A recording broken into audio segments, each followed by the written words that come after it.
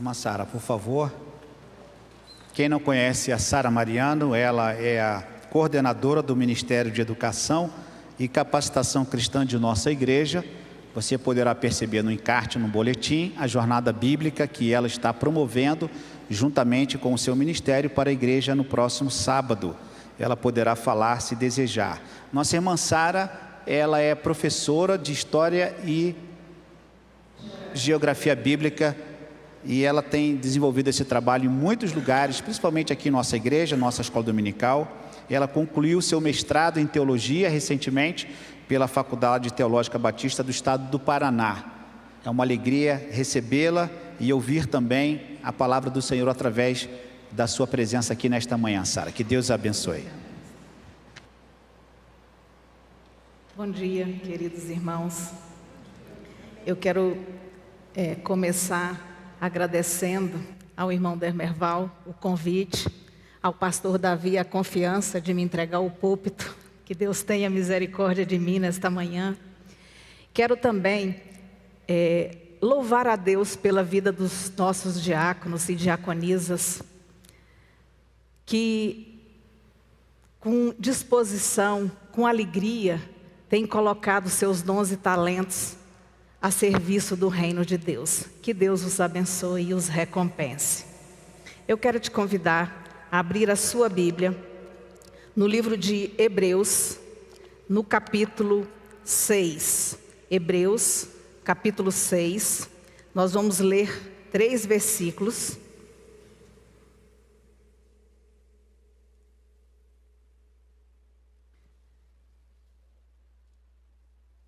Hebreus 6.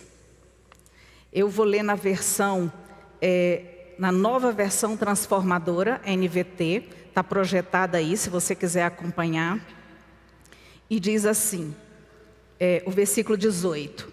A promessa e o juramento não podem ser mudados, pois é impossível que Deus minta. Portanto, nós que nele nos refugiamos, estamos firmemente seguros ao nos apegarmos à esperança posta diante de nós. Essa esperança é uma âncora firme e confiável para a nossa alma. Ela nos conduz até o outro lado da cortina, para o santuário interior. Jesus já entrou ali por nós. Ele se tornou nosso eterno sumo sacerdote, segundo a ordem de Melquisedeque. Vamos orar, irmãos? Deus, a Tua palavra está diante de nós. Nós queremos Te pedir, ó Pai, que o Senhor nos ensine nesta manhã. Que ao meditarmos, Senhor, na Tua palavra, a despeito de mim, Senhor, que o Senhor traga renovo espiritual. E com o renovo, Senhor, traz cura, traz alegria, traz esperança, traz segurança à nossa alma. É o que eu Te peço em nome de Jesus. Amém. Antes de começarmos a refletir no texto que lemos, eu quero trazer o contexto em que esse texto se encontra, essa porção que nós lemos se encontra. É comum nós ouvirmos ou afirmarmos que os judeus, da época de Jesus, não reconheceram e não aceitaram como o Messias prometido no Antigo Testamento, como o Salvador, prometido no Antigo Testamento. Isso em parte é verdade. Embora a maioria do povo de Israel não tenha reconhecido Jesus como o Messias prometido, prometido no Antigo Testamento, muitos reconheceram e o aceitaram como o Messias Redentor. O livro de Atos vai nos mostrar isso. Alguns versículos. Atos 6, no versículo 7, diz assim. Atos 6, versículo 7, diz: crescia a palavra de Deus e em Jerusalém se multiplicava o número dos discípulos. Também muitíssimos sacerdotes obedeciam à fé.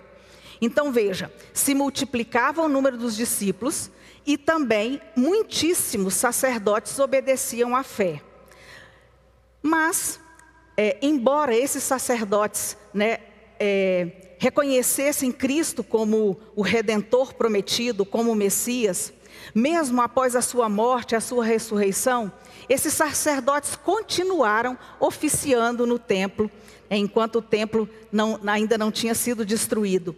Eles continuaram com as práticas judaicas, com os ritos estabelecidos no Antigo Testamento, na aliança mosaica. Atos 15, no versículo 5, diz assim: insurgiram-se, Atos 15, versículo 5, contudo, alguns dos irmãos que pertenciam à seita dos fariseus se levantaram e disseram. Então veja aqui que alguns da seita dos fariseus que haviam crido, esses fariseus creram em Jesus. Mas aí nós nos perguntamos, como pode um fariseu aceitar, reconhecer Cristo como o Messias prometido e continuar sendo fariseu?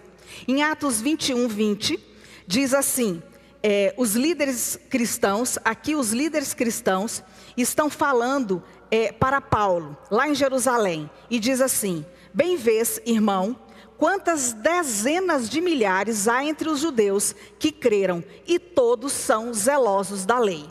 Vejam, ele está dizendo dezenas de milhares creram, então muitos judeus creram. Mas o texto diz assim: eles continuam sendo zelosos da lei. Então, eles continuavam zelosos da lei na prática da circuncisão e na prática dos costumes prescritos por Moisés. Eles não haviam abandonado essas práticas. Então, é nesse contexto, olhando para essa situação, que o autor de Hebreus escreve a sua carta. O autor de Hebreus tem o objetivo de mostrar para aqueles crentes ali do primeiro século a superioridade de Cristo e a superioridade da nova aliança agora feita em Cristo. Ele quer que os seus primeiros leitores, os primeiros destinatários dessa carta, que eles entendam que os rituais da antiga aliança, os rituais praticados ali no Antigo Testamento, eles apontavam para Cristo. Eles tinham o objetivo de mostrar a vinda de Cristo. Mas com a vinda de Cristo, esses costumes da velha aliança não faziam mais sentido e não eram mais necessários. Então, o propósito da antiga aliança fora cumprido. E, portanto, Hebreus vai mostrar a superioridade do Evangelho em Cristo em relação à antiga aliança. Ele faz isso mostrando a perfeição e a finalidade da nova aliança, sem diminuir a aliança antiga, que cumprira o seu papel. Portanto, a palavra-chave no livro de Hebreus é superior. O autor de Hebreus vai mostrar que Cristo é superior aos anjos, é superior a Josué, é superior a Moisés, é superior a Arão, o sacerdote, o sumo sacerdote. E vai mostrar também que a nova aliança, firmada agora em Cristo, é superior à aliança, à antiga aliança, a aliança estabelecida por meio de Moisés. Então essa epístola, ela é escrita primeiro, os seus destinatários primeiros são os crentes hebreus daquela época. Mas ela também é dirigida a nós, porque ela contém profundos ensinamentos que nós vamos encontrar somente aqui nesta carta. Um dos ensinamentos mais profundos aqui do livro de Hebreus é sobre o sacerdócio de Cristo. O autor, ele vai começar a falar sobre o sacerdócio de Cristo no finalzinho do capítulo 4 e começa também no 5. No 5, do versículo 1 ao 10, ele vai falar do sacerdócio de Cristo. Mas ele faz uma pausa. Ele para de falar sobre esse tema e abre um parêntese. Ele abre um parêntese que está no capítulo 5, a partir do 11 até o final do capítulo 6, que são os versículos que nós lemos. Os 3 versículos que nós lemos está exatamente no final desse parêntese. É nesse parêntese, nesse intervalo, que nós vamos meditar nesta manhã. Esse intervalo, esse parêntese, teologicamente, é denominado de texto parentético. É um texto que está aqui intercalado. Então, retornemos aqui para o nosso texto. E nós vamos ler agora, não a partir do 18, mas vamos ler o versículo 17.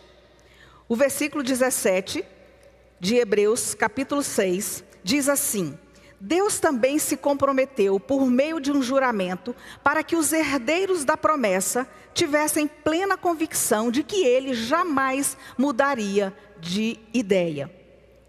Então aqui nós temos uma promessa e uma promessa feita, seguida de um juramento. O juramento era muito usado pelos judeus, muito usado no Antigo Testamento. Ele tinha o objetivo de colocar fim a uma controvérsia, colocar fim a uma contenda ou alguma dúvida.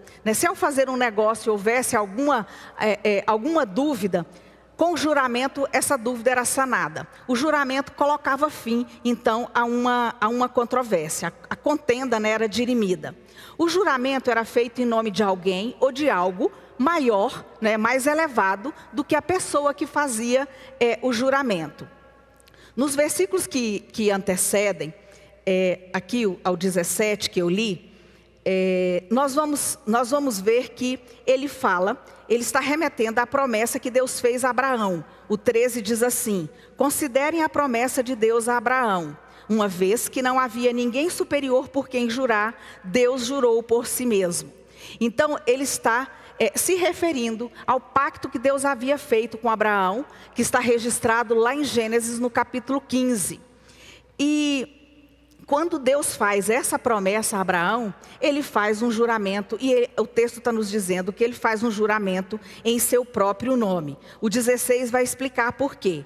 Quando a pessoa faz um juramento, invoca alguém maior que ela, e sem dúvida o juramento implica uma obrigação. Então Deus faz um juramento em seu próprio nome. No Novo Testamento, Jesus vai condenar a prática dos juramentos. Por quê? Os judeus haviam banalizado essa prática. Eles passaram a firmar todos os seus acordos, fazer todos os seus negócios com base nos juramentos. E eles passaram a jurar por aquilo que eles nem podiam dispor.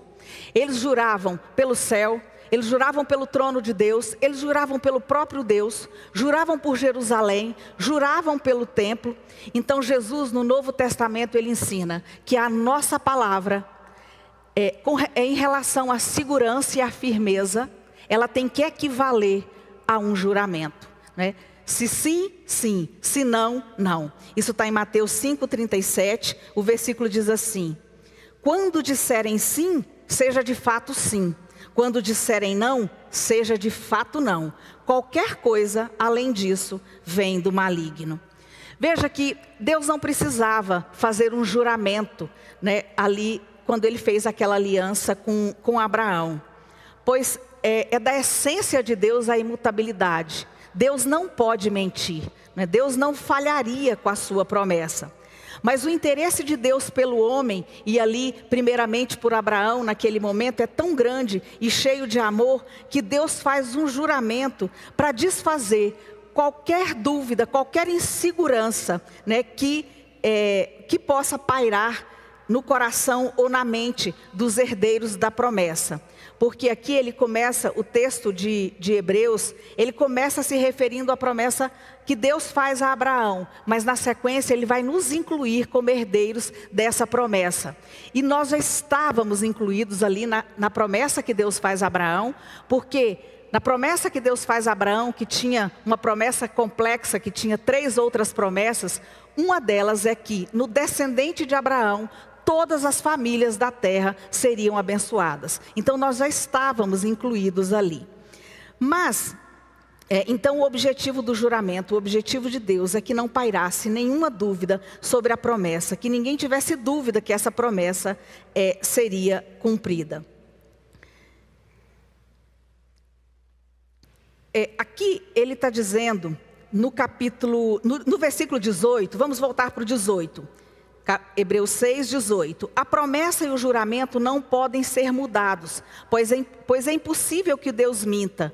Portanto, nós que nele nos refugiamos, estamos firmemente seguros ao nos apegarmos à esperança posta diante de nós.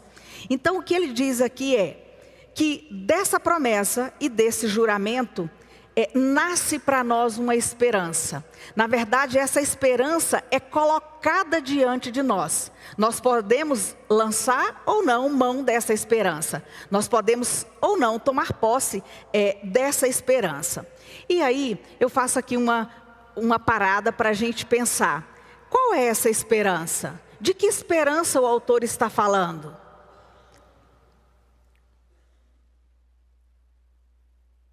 Certamente veio à sua mente que a esperança, a maior esperança daquele que aceitou Cristo como Senhor e Salvador, é a garantia, né, de que ele viverá eternamente na presença de Deus, uma vida plena, uma vida completa, né, na presença de Deus. Ou seja, a garantia da vida eterna e o livramento da morte eterna. De verdade é isso. Essa é a maior garantia e a maior esperança do crente.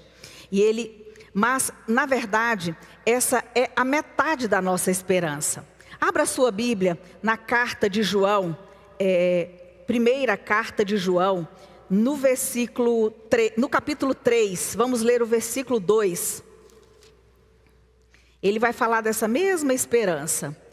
1 João.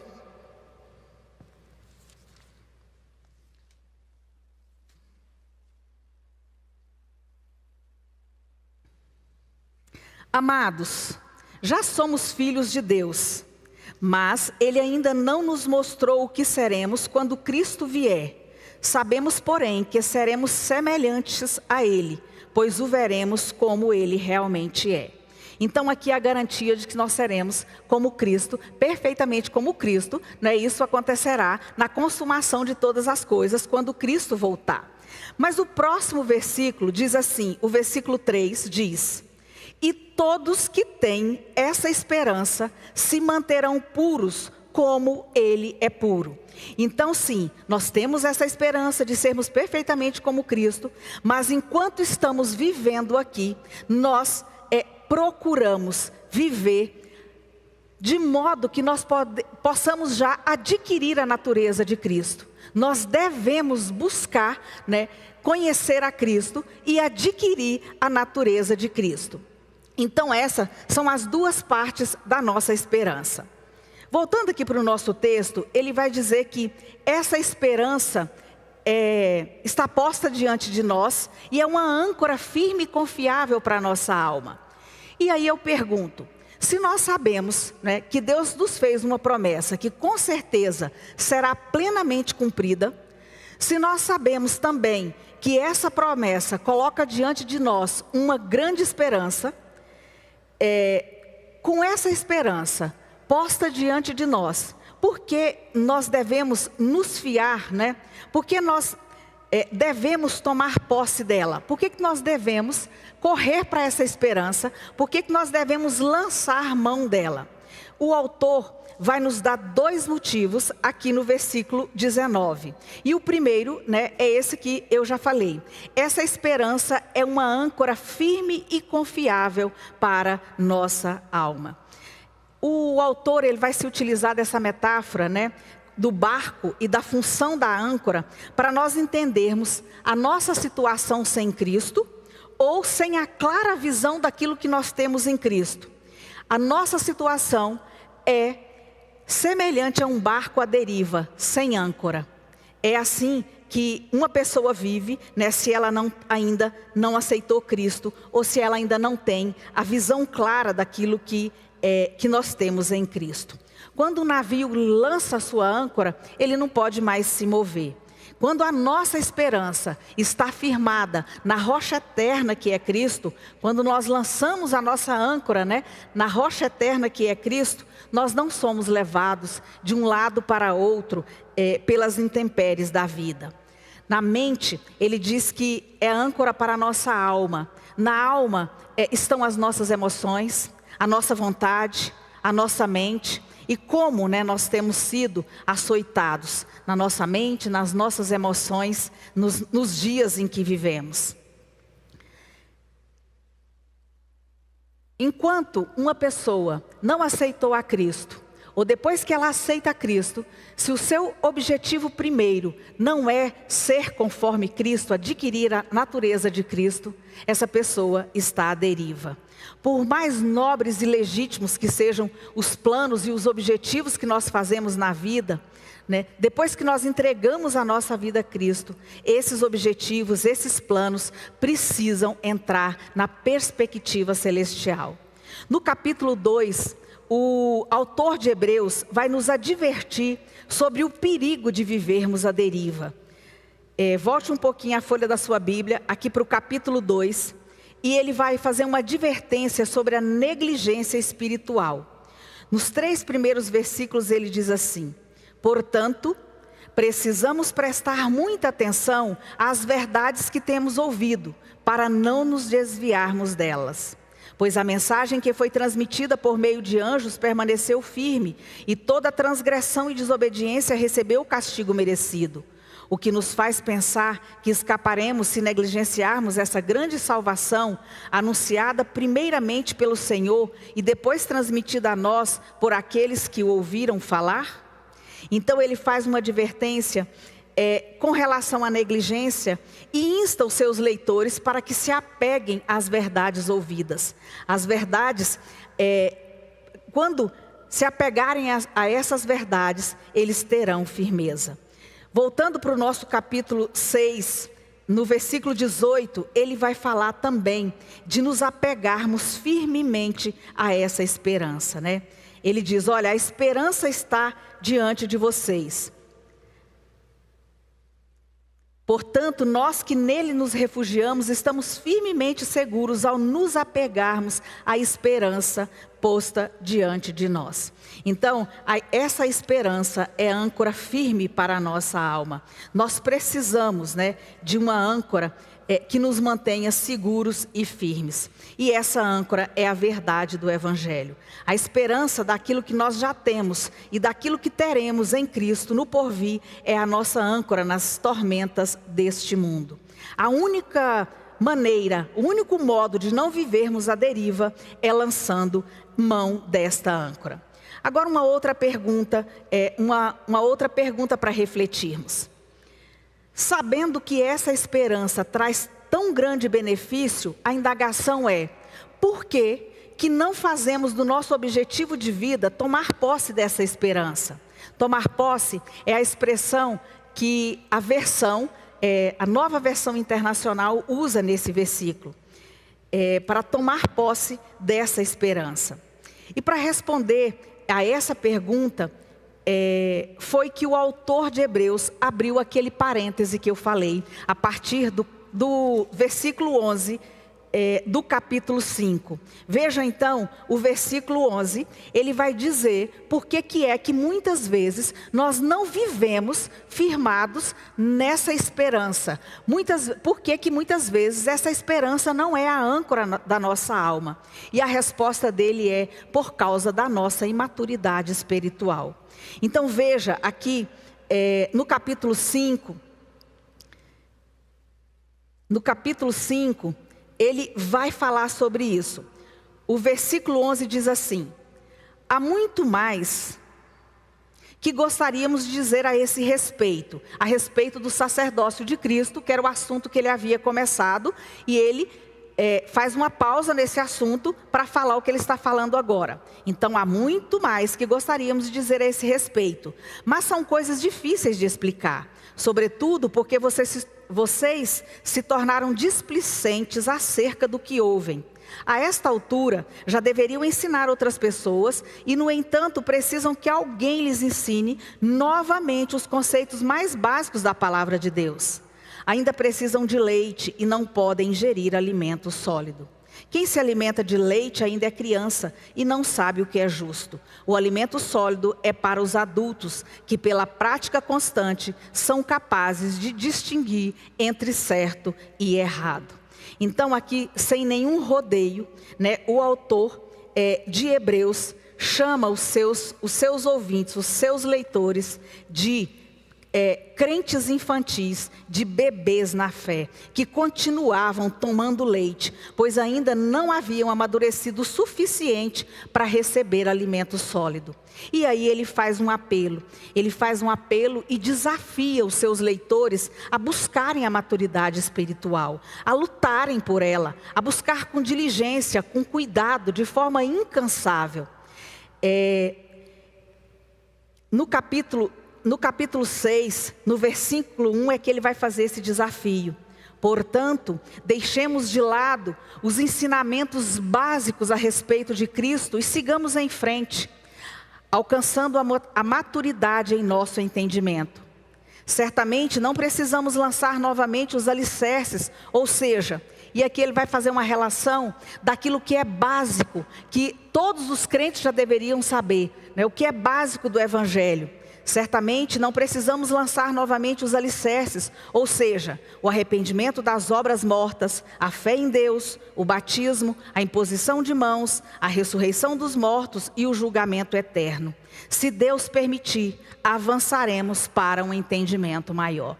Então, a respeito desses assuntos, eles estão dizendo, vocês já precisam ensinar esses assuntos, mas todas as vezes que nós vamos ensinar alguma coisa mais profunda, a gente precisa voltar nesses ensinamentos básicos.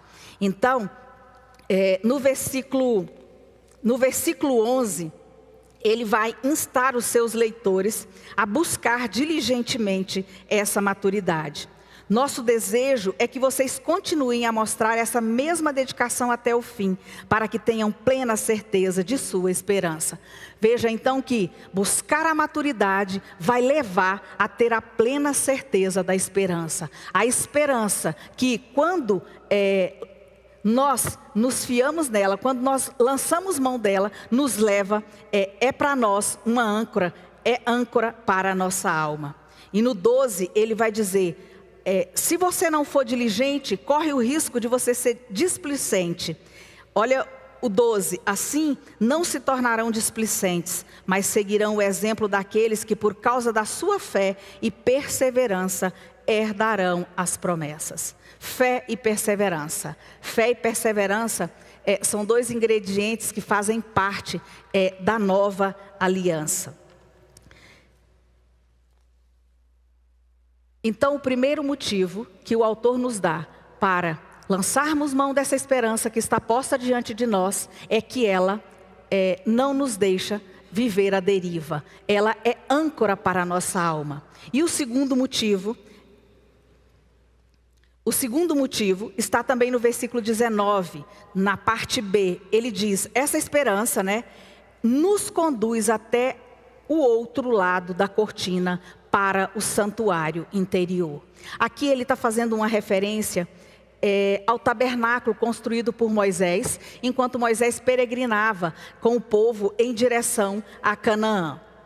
Eu não vou ter tempo de falar detalhadamente sobre o tabernáculo, mas o pastor Davi já comentou sobre a jornada bíblica que teremos no sábado, e eu quero te convidar para participar dessa jornada. Você pode fazer a sua inscrição com o encarte que está no boletim. Você não vai pagar nada, é totalmente de graça. Essa jornada tem o propósito de celebrarmos o mês da educação teológica. Os batistas comemoram o mês da educação teológica, em novembro. E então essa jornada tem esse propósito. Vai ser um dia em que você vai ter uma visão panorâmica do Antigo Testamento. Mas voltando aqui para o tabernáculo, o texto está dizendo que essa esperança nos conduz até o outro lado da cortina, para o santuário interior. Tem uma figura aí do tabernáculo, O tabernáculo tinha 3 partes. A primeira parte era uma parte visível, era o átrio, pátio exterior, e depois ele tinha 2 partes cobertas. A primeira parte era o lugar santo, e a terceira, o santíssimo lugar, ou o santo dos santos. Então, o tabernáculo tinha essa divisão. Entre o lugar santo, que é aquela segunda parte ali no desenho, e o lugar santíssimo, o santo dos santos, havia uma divisão. Era dividido essas duas partes eram divididas por um véu, por uma cortina. Mas um véu que impedia a passagem, impedia que alguém entrasse no Santo dos Santos. Deus não se manifestava nem no pátio exterior, nem no lugar santo. Deus se manifestava no lugar santíssimo. Mas ali no lugar santíssimo, somente o sumo sacerdote, uma vez por ano, ele podia entrar ali para oferecer sacrifício em favor do pecado do povo de Israel. Quando Cristo, então esse véu simbolizava a separação. Ele impedia, né, que alguém entrasse naquele local. O autor de Hebreus, no capítulo 9, ele vai falar sobre esse véu. Vira a sua página aí, Hebreus 9.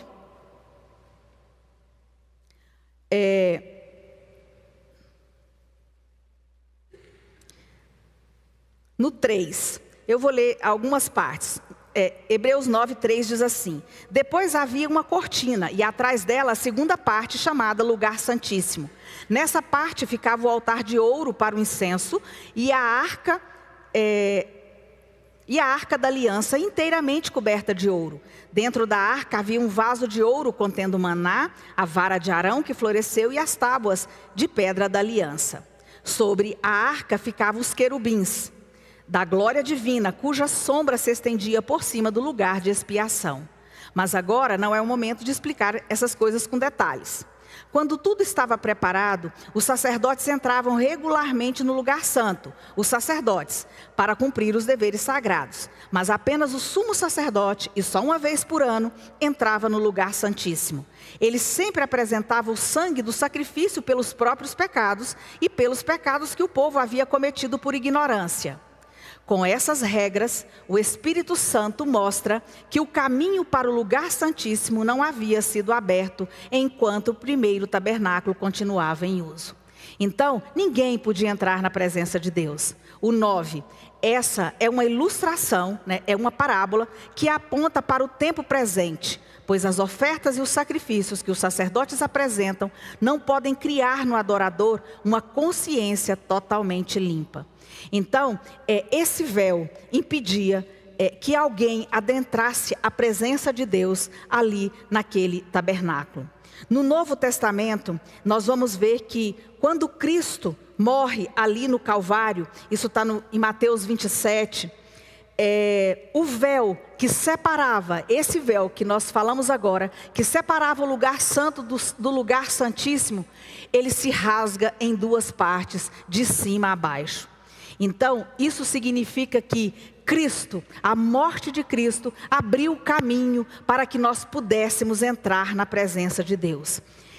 Além aqui, né, do versículo que nós lemos, vamos voltar aqui o capítulo 6, o 19, vamos ler o 19, Hebreus 6. Essa esperança, ela nos conduz até o outro lado da cortina, para o santuário interior.